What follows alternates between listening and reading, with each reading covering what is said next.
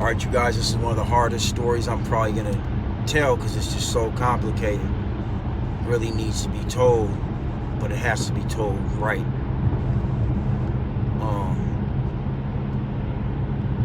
Shit was back in doesn't matter what fucking year it was, back in the day. Past statute of limitations, put it like that. So, me and my homie were gonna rob this dude who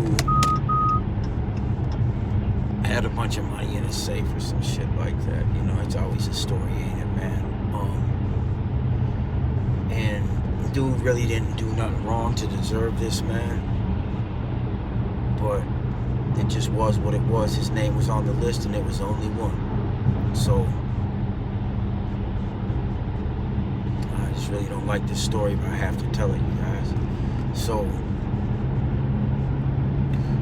me, my homie Ice, and his homie Jay. Okay?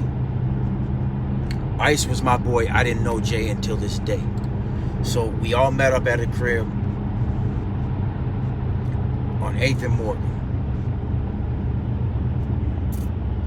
And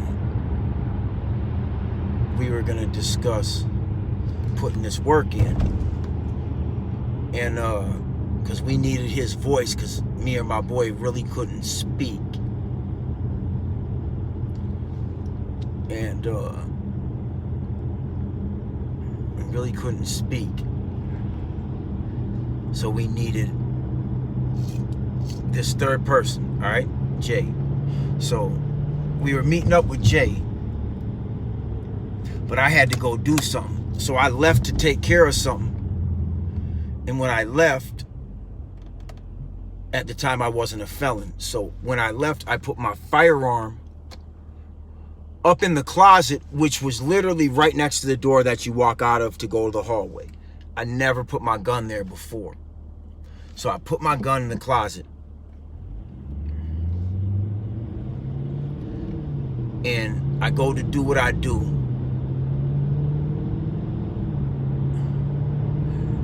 This story is just fucked.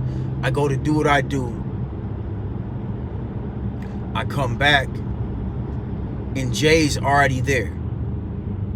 And what had happened that I didn't realize that I was being briefed on is that before Ice brought Jay around, he was like, look, bro, I gotta at least warn him who lives around here, because if they don't get along, it could be a shootout right on the front steps. So he's like, I gotta tell him who lives upstairs. So he's like, he tells him, and this is like some days earlier, he tells him that so-and-so lives upstairs from Crazy. And he's like, I don't give a fuck. Boom, just like that, done over with. But he's not thinking the person that Ice just named, he just gave him like an initial, and he didn't associate that initial with who actually lived upstairs. They were enemies. So exactly what he tried to prevent ended up happening. This ain't even the story. So I leave Ice at the crib. I go take care of something about 10 blocks away. When I come back, Jay is at the crib. Now, when Jay came to the crib, he walked into the duplex from one side of the street, and there was a black tinted out truck sitting in front on the other side. They're like on the other street. He was like on 8th. The other car was on Morgan, like a one-way.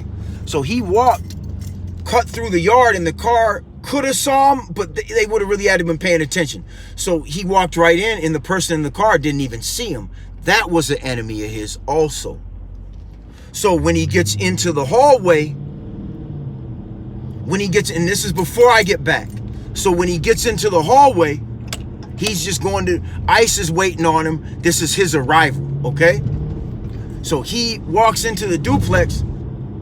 He sees he sees his enemy right now, who he's been forewarned about, but neglected to take it serious, thinking that this was somebody else when he gave him the initial and their gang. He just was like, he wasn't tripping, like it just didn't mean nothing to him, but it did, but he just didn't piece it together.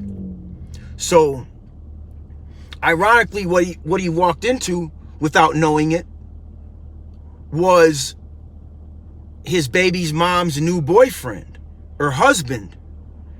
And ironically, his 13-year-old daughter was upstairs.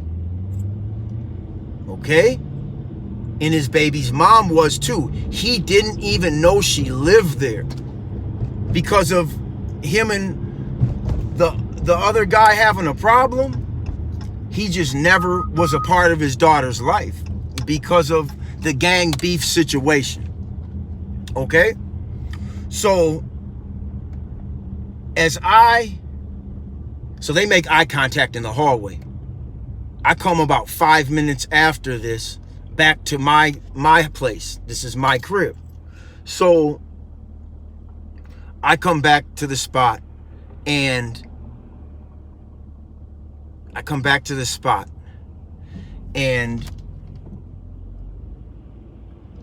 they start telling me this story. And I'm like, what? Huh? And I'm trying to like just soak all this up as fast as I can. And right when he's like, man, that dude's probably up there scared as hell. I'm scared. This guy's like fucking 350 pounds, man. Fucking, how's he gonna be scared? I don't care how many people you done killed. I don't see this guy just cowering. Nah, man. So I know something's about to happen.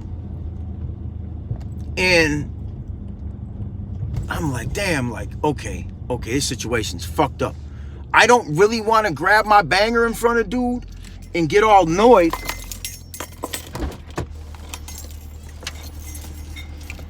And make him all paranoid because he's in a situation where he just walked into some shit. So I'm not like, it's not even this part of the story that I don't like telling, man, but so I'm like, damn. So I'm hesitating to grab my banger. I'm gonna wait for him to leave before I grab my banger, is what I'm thinking, because I come back with something to smoke. And I didn't have no blunts, and I was like, let's go get some blunts. He was like, I'll go get the blunts. So I'm like, cool. I walk him over to the door to lock the door behind him. Mind you, this is the door he's going out. My gun's in this door up there. So as soon as I close the door, I'm grabbing that. And I know this is where it is, right? So all of a sudden, he opens the door, but I can't see out the door. He opens the door, and his eyes get all big.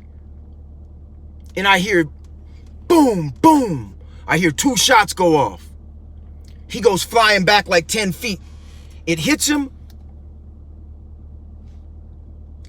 in his upper right femur bone, breaks his leg, and throws him back like 10 feet. Now, until I got shot myself like that, I thought he kind of jumped back, like, nah, man, he got knocked back by that bullet, and it broke his fucking leg and just laid him the fuck out, y'all.